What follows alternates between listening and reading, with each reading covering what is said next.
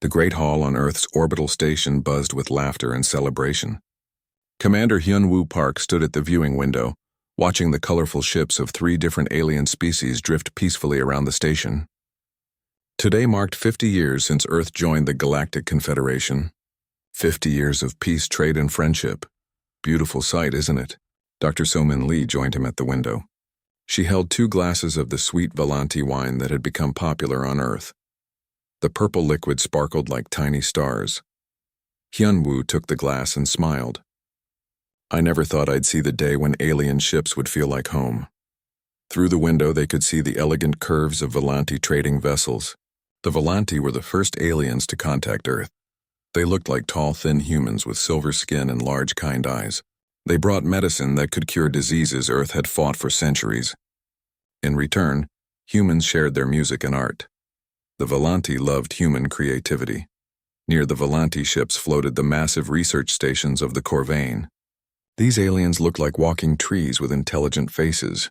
They were scholars who had helped Earth build faster-than-light engines. Without the Corvain, humans would still be trapped in their own solar system. The Corvain valued human curiosity and quick thinking. The third group of ships belonged to the Mishran. These aliens were artists and diplomats. They looked like large butterflies with shimmering wings and gentle voices. They taught humans how to speak with other species and how to be part of the galactic community. They said humans had a special gift for understanding others. Commander Park. Admiral Jin-ho Kim approached them with a concerned expression. Unlike the others at the party, he wore his full military uniform. I need to speak with you. So-min noticed his serious tone. Is something wrong? Jin-ho looked around the celebrating crowd, then lowered his voice. Our scout ships have detected unusual movement in the outer systems. Large fleets moving in formation. Pirates? Hyun-woo asked. No, these are military formations.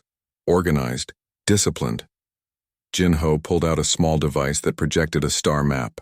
Red dots showed the movement of unknown ships. They're coming from Drakmori space, So-min frowned. The Drakmori Empire was a group of warrior species that lived far from Earth. They had joined the Confederation recently but kept to themselves. Most peaceful species didn't trust them, but the Confederation believed in giving everyone a chance. Maybe they're just conducting exercises, Hyun-woo suggested. Jin-ho shook his head. The formations are too large for exercises, and they're moving toward the territories of our allies. He pointed to areas on the map where Volanti, Corvain, and Mishran worlds were located. Before they could discuss further, Captain Yoonji Choi appeared beside them. She was Earth's best intelligence officer, known for appearing and disappearing like a shadow. Admiral Kim is right to be concerned. My sources say the Drakmori have been building warships for months. But why would they want to fight? So-min asked. The Confederation has brought peace to this entire region of space. Yoonji's expression was dark. Some species see peace as weakness. The Drakmori believe in strength through conquest. They think the Confederation makes everyone soft. Hyun-woo set down his wine glass. The celebration suddenly felt wrong. What do our allies think about this? That's the problem, Jin-ho said. I've warned them, but they don't want to believe it. The Volanti say violence is never the answer. The Corvain think we can solve everything through discussion. The Mishran believe art and culture will change the Drakmori's hearts. So-min looked out at the peaceful ships again. They've never known real war. They've been safe for so long. Unlike humans, Yoonji said quietly, we remember what war looks like. Earth had spent centuries fighting itself before reaching the stars. Humans knew about war, violence, and the terrible things intelligent beings could do to each other. But when they joined the Confederation, they had promised to leave those dark days behind. We should increase our defenses, Jin-ho urged. Build more warships. Train more soldiers, Hyun-woo sighed. The other Confederation members won't like that. They'll think we're becoming aggressive again. Better aggressive than dead, Yoonji muttered. Across the hall, a Volanti diplomat named Veltar approached their group. His silver skin reflected the party lights as he glided over on his long legs. My friends, why do you look so serious on this happy day? Jin-ho started to explain about the Drakmori movements, but Veltar raised a gentle hand. Admiral Kim, we have discussed this before. The Drakmori are simply exploring their borders. All species have the right to move their ships through space. But the numbers, Jin-ho began. Numbers do not make intent, Veltar interrupted kindly. We must not let fear poison our hearts against our newest Confederation members. A Corvain scholar named Corrine joined the conversation. His tree-like body swayed as he spoke in his deep, slow voice. The Drakmori have much to learn about peaceful cooperation. We should send them teachers, not threats. What if they don't want to learn? Yunji asked. A Mishran diplomat floated over, her beautiful wings catching the light. All beings want beauty and harmony, Mishara sang in her musical voice. We simply must show them a better way. Somin felt frustration building in her chest. These aliens were wonderful friends, but they had never faced real danger. They had never seen what happened when evil beings chose violence over peace. I hope you're right, Hyunwoo said diplomatically. As the evening continued, the humans found themselves clustering together. They watched their alien friends laugh and celebrate, sharing stories and gifts. The Volanti gave healing crystals. The Corvain offered books of ancient wisdom. The Mishran performed beautiful songs, but Jinho's star map kept flickering in Hyunwoo's mind. Those red dots moving closer to peaceful worlds. Fleets of warships approaching species who had no experience with real conflict. Later that night, after the party ended, the four humans met in a secure conference room. The celebration had left them all feeling uneasy. We need to prepare, Jinho said firmly. Even if our allies won't, prepare for what? Somin asked. We can't start a war based on suspicious ship movements. We can't let our friends die either, Yunji said. Hyunwoo stared at the display showing the peaceful alien ships docking for the night. Start quietly building up our defenses. Don't tell the aliens. If we're wrong, no harm done. If we're right, we might be the only ones ready to fight, Jinho finished.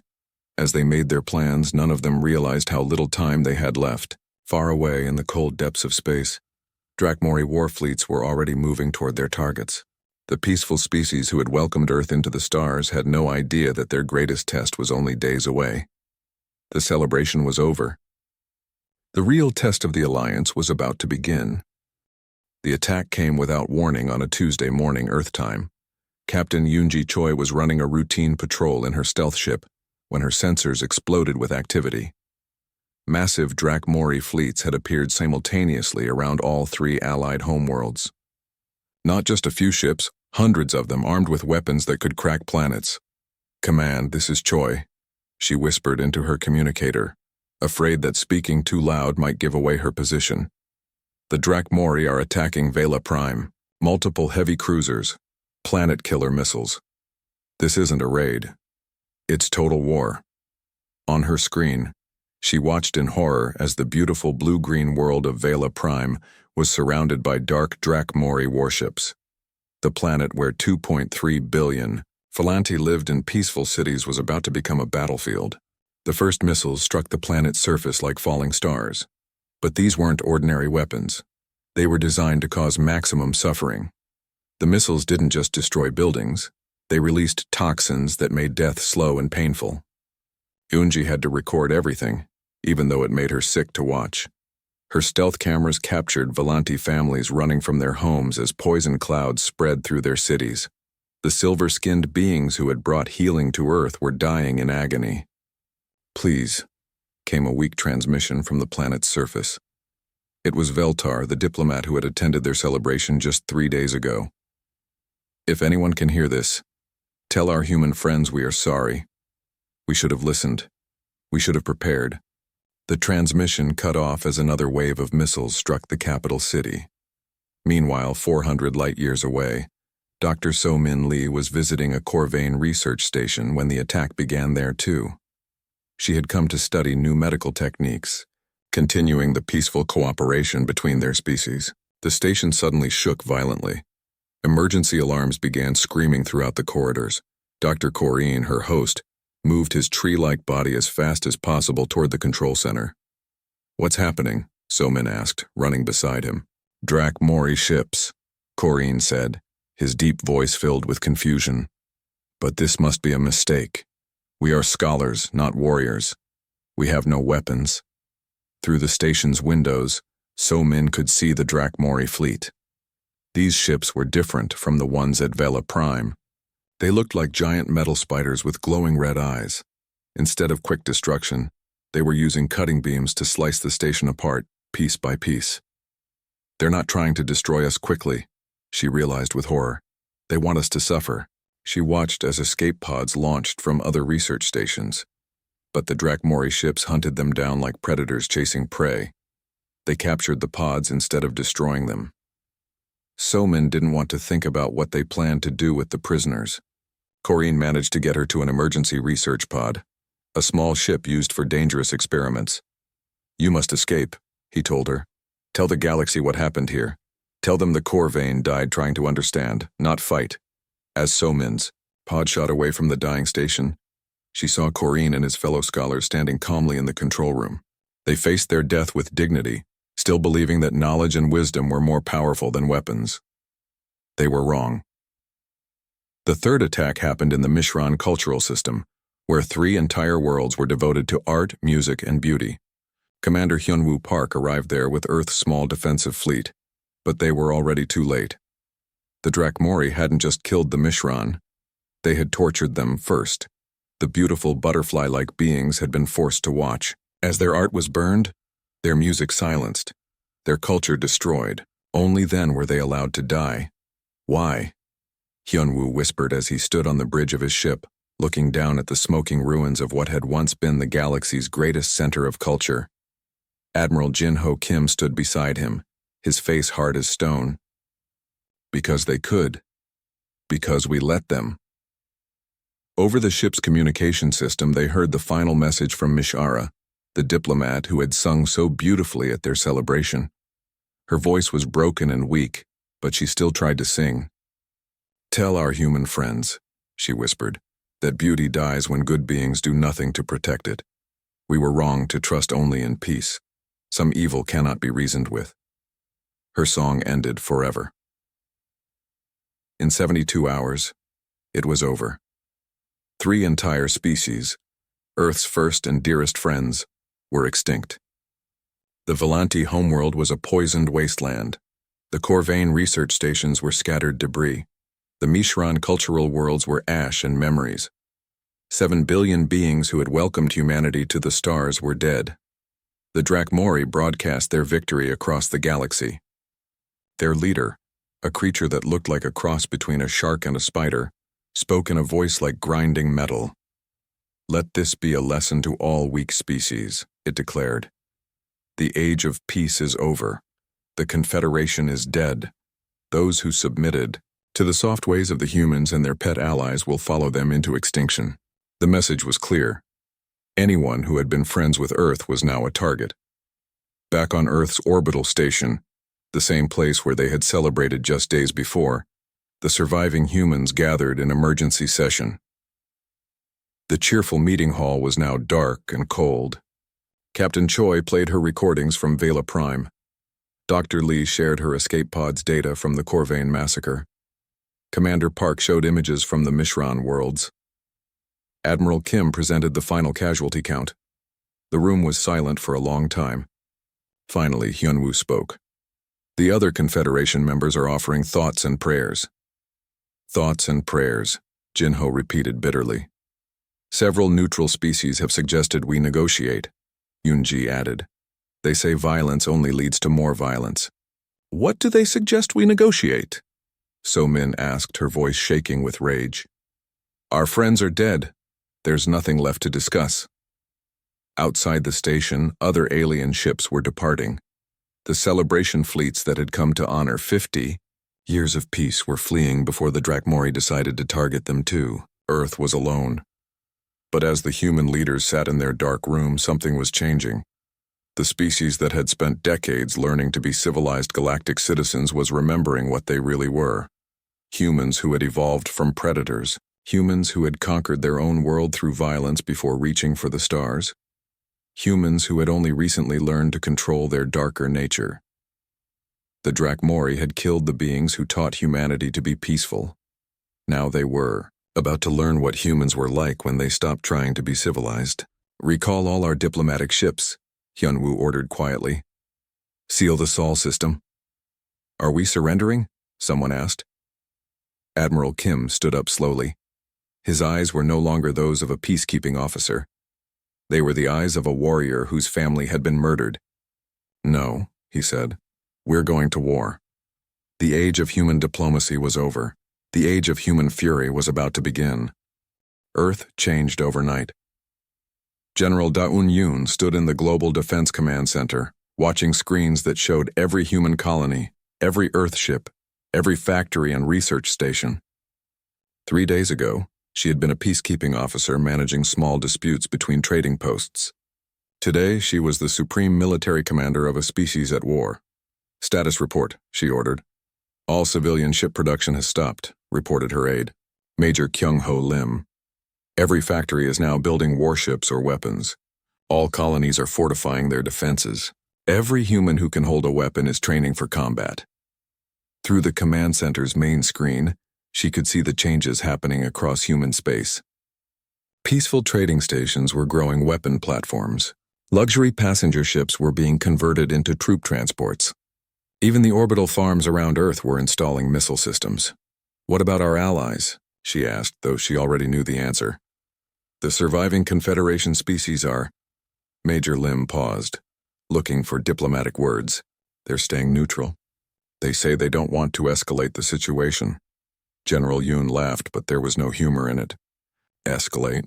3 entire species are extinct. How much more escalated can things get?"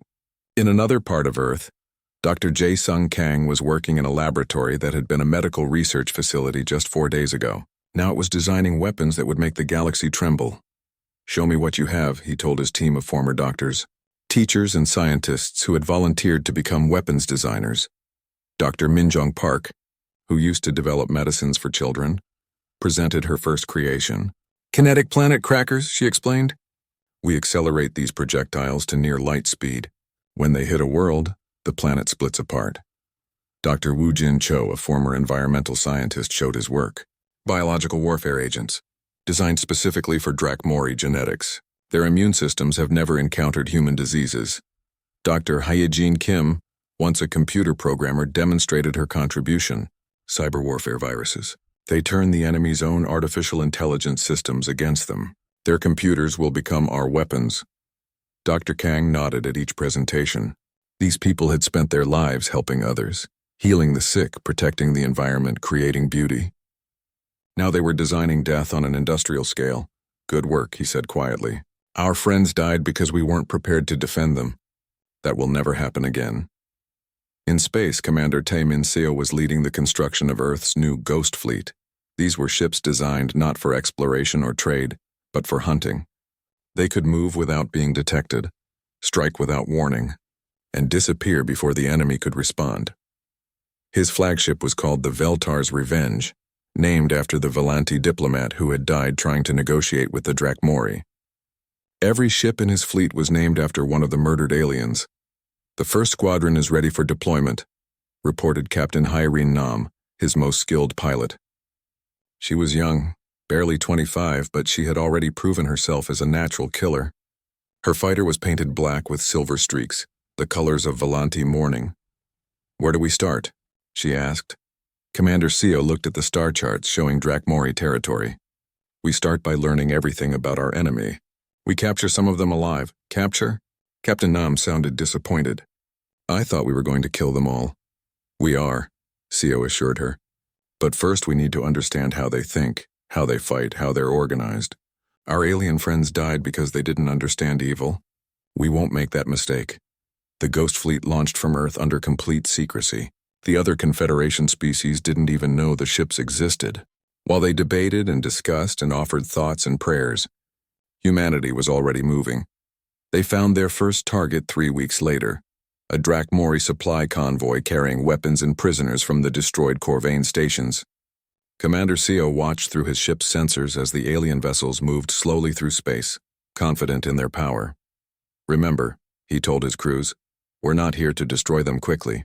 We're here to send a message." The attack was perfect. The Ghost Fleet appeared around the convoy like shadows coming to life. The Drakmori ships tried to fight, but human weapons were designed by people who had spent centuries perfecting the art of killing. Within minutes, 2 of the 3 enemy ships were crippled. The third was boarded by human marines who had been trained in the ancient arts of close combat that their species had nearly forgotten. Captain Nam personally captured the Drakmori convoy commander, a creature that looked like a walking nightmare made of claws and teeth. She dragged it to the interrogation chamber where Dr. So-Min Lee was waiting. The doctor had changed since escaping the Corvain massacre. Her gentle nature had been replaced by something cold and calculating. She had studied Drakmori psychology, learned their fears, understood their weaknesses. "Tell me about your military structure," she said to the captured alien. The creature laughed, showing rows of sharp teeth. "Weak human. We are the future of the galaxy. Your soft friends are dead, and you will follow them soon." Dr. Lee smiled, but her smile was terrifying. "I watched your people torture my friends to death. I recorded their screams. Now I'm going to return the favor." What happened in that interrogation room over the next 6 hours would have horrified the peaceful human that Dr. Lee used to be. But that person had died with the Corvain scholars. The person who remained was capable of things that made hardened Drakmori warriors beg for mercy. When it was over, they had the complete structure of the Drakmori military, the locations of their bases, the identities of their leaders, and the plans for their next attacks. "What do we do with the prisoners?" Captain Nam asked. Commander Seo considered this.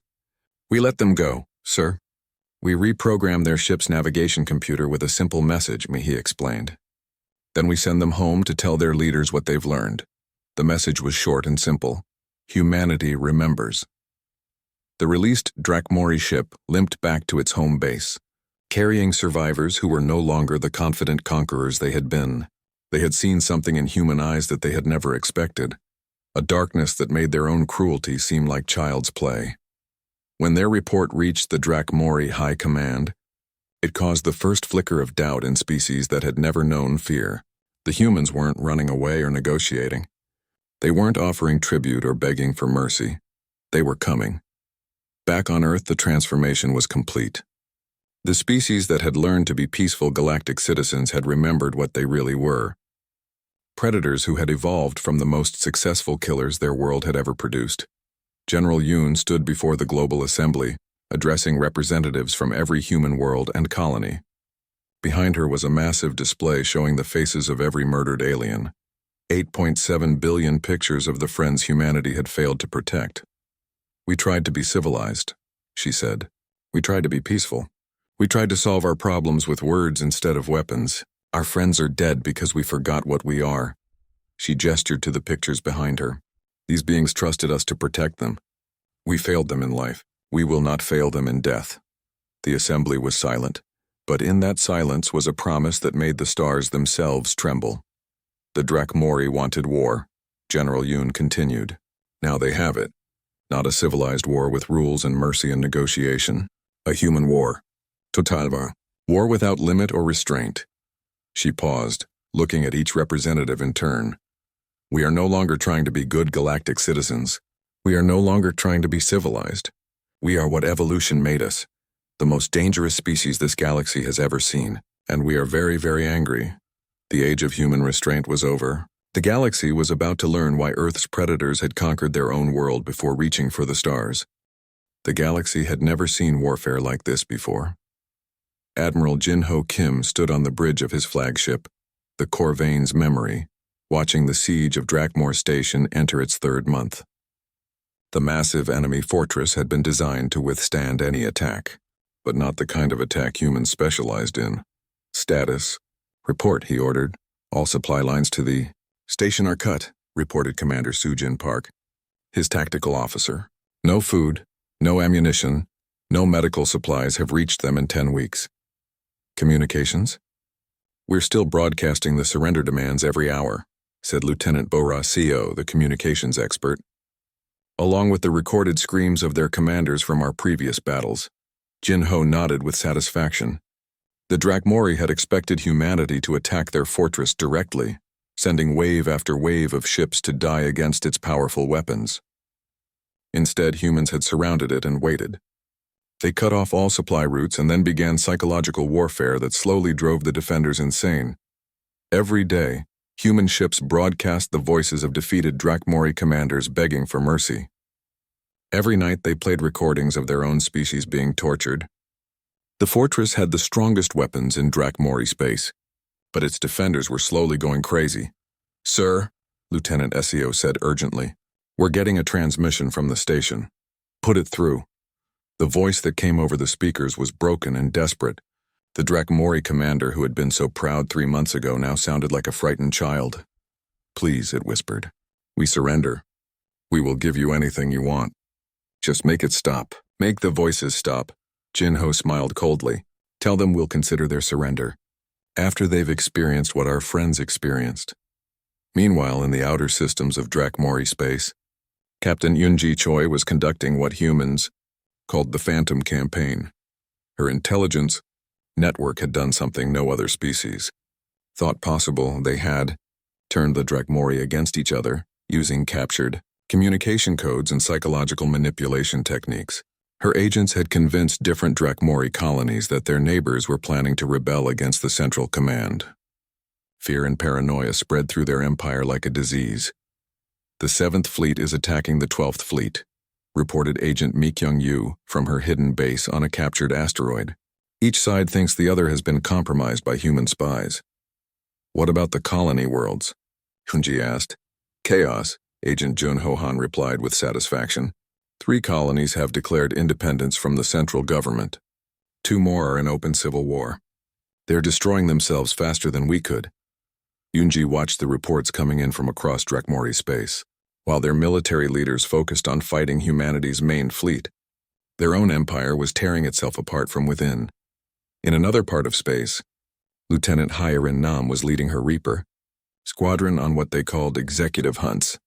These weren't battles against enemy fleets, they were assassination missions targeting specific Drakmori commanders.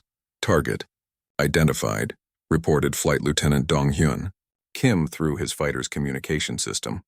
"General Crexmore responsible for the SciFiPrime genocide."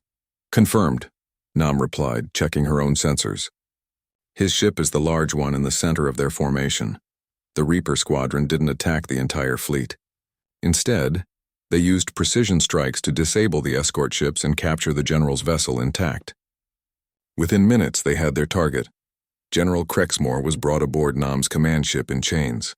The creature that had personally ordered the poisoning of 2.3 billion Phalanti civilians now faced a young human woman who looked like she couldn't hurt anyone. "You are the one called the Silver Death," it said, recognizing her from Drakmori intelligence reports. "That's what your people call me," Nam agreed. "I prefer to think of myself as Veltar's revenge."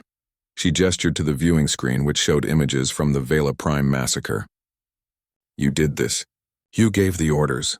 The general tried to maintain its dignity. "They were weak. The strong devour the weak. This is the natural order." Nam's expression didn't change. "Then you should understand what happens next." What followed wasn't an execution, it was a lesson. The general, who had shown no mercy to children and families, experienced every terror his victims had felt, and when it was over, his screams were added to the psychological warfare broadcast that haunted Drakmori space.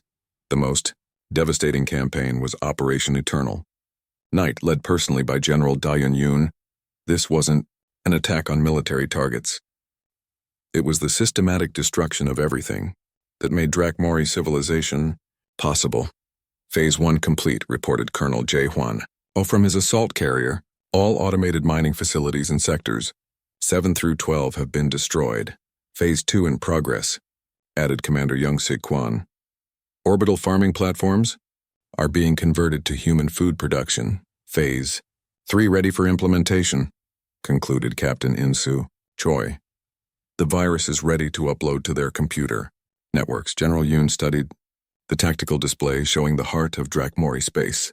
Their capital system contained 12 worlds, each one a center of their military-industrial complex. "Begin the final approach," she ordered. What happened next showed the galaxy how far humanity was willing to go for revenge. The humans didn't just attack the Drakmori capital. They surrounded the entire star system and began systematically dismantling their civilization.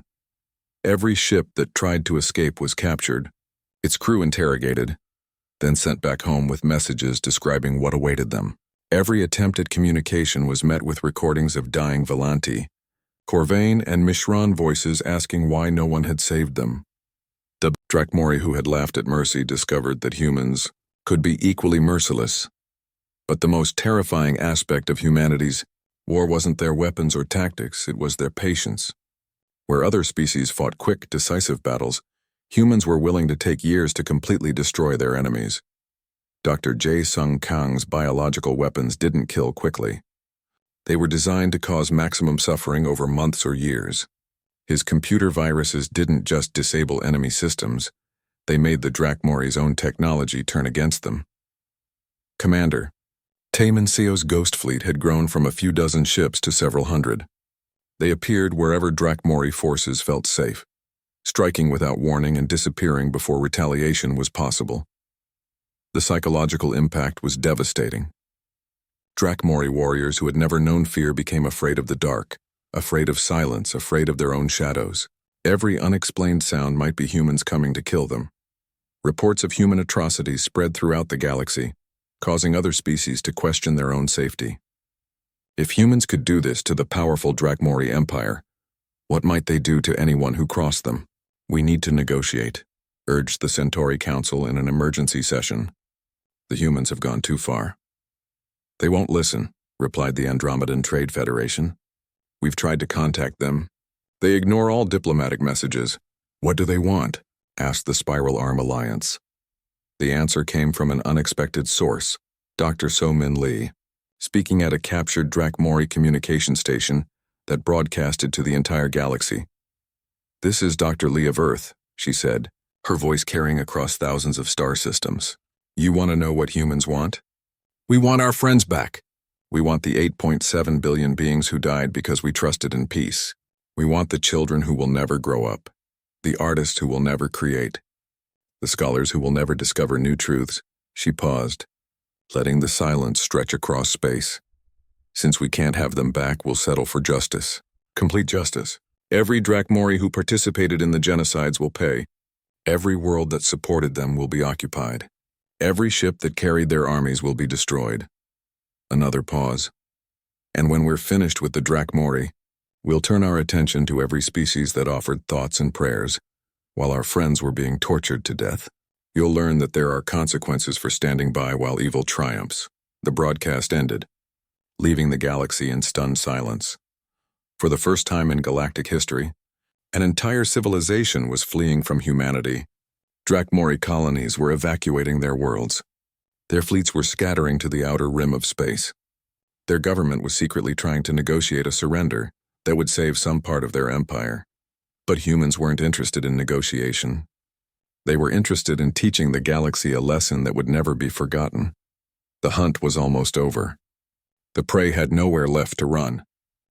Fleet Admiral Sang-Wook Lee stood on the command deck of the Never Again, humanity's largest warship, watching the final assault on the Drakmori homeworld. He was Dr. So-Min Lee's brother, returned from a deep space exploration mission to find his sister transformed by war and his species consumed by righteous fury. All fleets report ready, announced Captain Young-Woo Park, his operations commander. Around the Drakmori homeworld, over 3,000 human warships waited in perfect formation. This wasn't just a military attack. It was the execution of an entire civilization's death sentence. Begin synchronized assault, Sang-Wook ordered quietly. Across 47 star systems, human fleets struck simultaneously. Every Drakmori military installation, every government building, every symbol of their empire's power was destroyed in exactly the same moment. The species that had prided itself on conquest was learning what total defeat meant. The Drakmori homeworld's defenses lasted exactly 18 minutes. Their planetary shields, designed to stop the largest weapons known to galactic science, crumbled under the focused fire of weapons that defied all known physical laws. But humans didn't destroy the planet. That would have been too quick, too merciful. Instead, they landed. General Daeun Yoon personally led the ground assault on the Drakmori capital city. Her troops moved through the streets not as conquerors seeking treasure, but as executioners delivering justice. Bring me their leadership, she commanded. All of them. Alive. The Drakmori High Command was dragged from their bunkers and brought before a tribunal unlike anything the galaxy had ever seen. The trial was broadcast to every inhabited world, translated into every known language. Commander Hyun-Woo Park, now serving as Earth's Chancellor, read the charges. You stand accused of genocide against the Volanti people. 2.3 billion murdered. You stand accused of genocide against the Corvain people. 3.1 billion murdered. You stand accused of genocide against the Mishran people. 3.3 billion murdered. The Drakmori Emperor, a creature that had ruled through fear and violence for over a century, tried to defend his actions. We were stronger. They were weak. In nature, the strong survive. Dr. Somin Lee, serving as the prosecutor, stood up slowly. The gentle scientist who had once worked to heal beings from different worlds was gone. In her place stood someone who had seen too much death, felt too much loss. You speak of nature, she said. Let me show you human nature. On screens throughout the galaxy, she displayed images from the massacres. Every murder, every act of torture, every moment of suffering that the Drakmori had inflicted on peaceful beings who had never harmed anyone. This is what you did to our friends, she continued. To beings who offered you their knowledge, their culture, their healing arts. You repaid their kindness with agony. The trial lasted for weeks. Every atrocity was documented, every war crime exposed. The galaxy watched as the full scope of Drakmori evil was revealed. When the evidence was complete, Chancellor Park announced the sentence. For the crime of genocide, we sentence the Drakmori leadership to life imprisonment on the worlds they destroyed. They will spend their remaining years contemplating the graves of their victims. For the crime of torture, we sentence the Drakmori military commanders to experience every pain they inflicted on others. For the crime of cultural destruction, we sentence the surviving Drakmori population to exile on a barren world, where they will have nothing but time to understand what they've lost. The galaxy expected mass executions, the kind of revenge that conquerors usually took. Instead, they saw something more terrifying, human justice that was thorough, permanent, and absolutely unforgiving. Captain Yoonji Choi oversaw the exile to Drakmor Penance, a harsh world at the edge of known space. The surviving Drakmori civilians, those who had supported their government's genocides, were given exactly enough supplies to survive. You will have food for 1 year, she told them as their transport ships landed on the rocky, lifeless planet. After that, you'll learn to grow your own or starve. You wanted to prove that the strong survive. Now prove it. Lieutenant Hyrin Nam, now promoted to colonel, established monitoring stations around the exile world. No ships in or out, she ordered her pilots. They chose isolation when they chose genocide. Now they'll have all the isolation they ever wanted. The transformation of Drakmori space was swift and complete. Their former colonies were occupied by human forces and converted into memorial worlds. Where Drakmori cities had stood, humans built monuments to their murdered friends. On New Vela, built in the ruins of a Drakmori industrial world, Admiral Jin Ho Kim walked through gardens where Volanti flowers grew in soil mixed with ashes from the original Vela Prime. Children from dozens of species played among the memorial stones, learning about the friends humanity had lost. Why did the humans fight so hard for people who weren't even their own species? Asked a young Andromedan student visiting the memorial. Jin Ho knelt down to the child's level. Because they were our friends, and humans always protect their friends, even if it means fighting the entire galaxy. The memorial worlds became pilgrimage sites for species throughout the galaxy. Beings came to learn about the Volanti, who had shared their healing arts with everyone. They studied Corvain science and philosophy. They listened to recordings of Mishran music and poetry. But the most important lessons were about humanity itself. Commander Tai Min Seo, now running the new Galactic Protection Service, established training academies on former Drakmori worlds.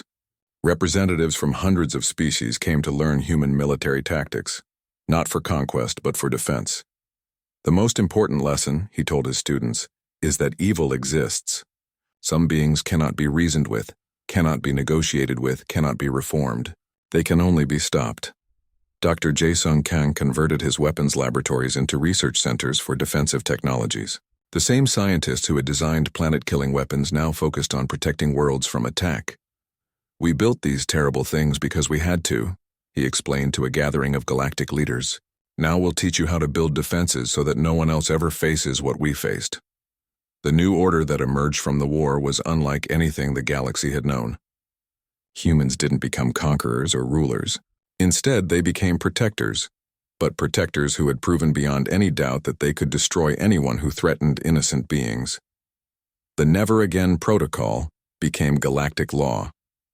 Any species that committed genocide would face immediate human intervention. The mere threat of human retribution was enough to prevent conflicts that might have led to mass murder.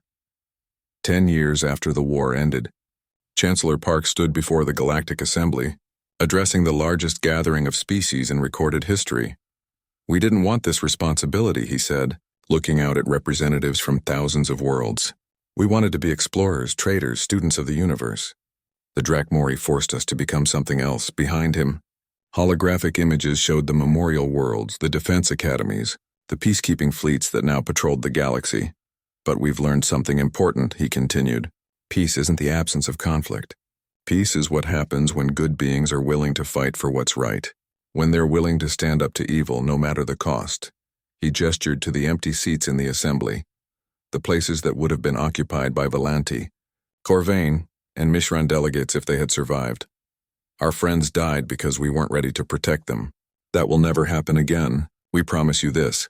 As long as humanity exists, genocide will not be tolerated. Cultural destruction will not be ignored. The strong will not be allowed to devour the weak." The assembly was silent for a long moment. Then slowly, one by one, every species in the chamber rose to their feet in acknowledgement of humanity's pledge. On Drakmor penance, the exiled Drakmori survivors struggled to grow crops in harsh soil, their mighty empire reduced to a few thousand individuals trying to survive on a hostile world. Sometimes their children would ask why they lived in such poverty when the galaxy around them prospered. The answer was always the same: because our parents forgot that some species love their friends more than they fear their enemies.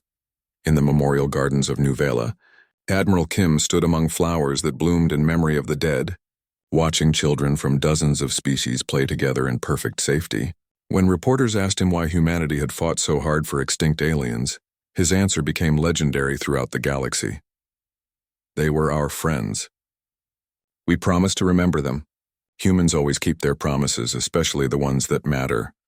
The stars that had once burned with the fires of war now shone with the light of peace.